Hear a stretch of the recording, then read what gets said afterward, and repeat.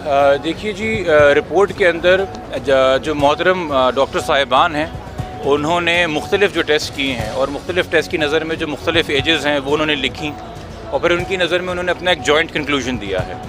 और उनके कंक्लूजन के मुताबिक बच्ची 15 से 16 साल के दरमियान हो सकती है, उससे ज़्यादा नहीं। और उसमें भी उन्होंने लिखा है करीब तरीन 15 के।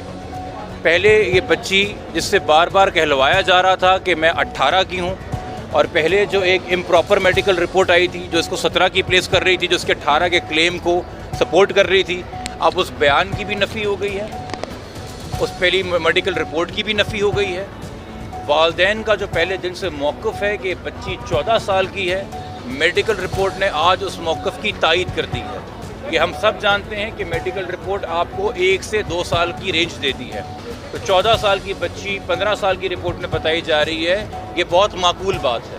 और चूँकि 15 साल की है और अंडर 16 है, तो आपके तवस्सुस से मैं सिंध पुलिस से भी मुखातिब हूँ और तमाम इस सूबे की हुकूमत से मुखातिब हूँ कि 16 साल की बच्ची की मेंटल स्टेट काउंट नहीं करती जब उसे घर से वरगला के ले जाया जाता है या बाहर बुलाया जाता है, वो किडनैपिंग के ज़ुमरे में आता है। सेक्शन 361, 363 बहुत वाज़ेह है, सुप्रीम कोर्ट के जजमेंट्स इनके ऊपर बहुत वाज़ेह हैं। 16 साल की बच्ची का से कम उम्र की बच्ची का निकाह आप सिंध में करें या पंजाब में करें, दोनों सूरतों के अंदर क्राइम है, इसमें कवानीन बहुत वाज़ेह हैं। और 16 साल से कम उम्र बच्ची के साथ किसी भी किस्म का जिनसी रिश्ता आप कायम करेंगे, वो सिवियर सेक्शुअल ऑफेंसेस के अंदर आता है, जिसकी कोई माफ़ी नहीं है। ये पुलिस भी इस बात से आगाह है। जिस मेडिकल रिपोर्ट का बहाना करके या जिस स्टेटमेंट का बहाना करके बग़ैर ये गौर किए हुए कि बच्ची ने किन हालात में स्टेटमेंट दिया है, पुलिस अपनी ज़िम्मेदारी से जान छुड़ाती रही है। आज मेरे ख़्याल में सिंध की तारीख के सबसे बड़ा जो मेडिकल बोर्ड बना है 10 डॉक्टरों का, उन्होंने हतमी राय दे दी है कि बच्ची 15 के करीब तरीन है।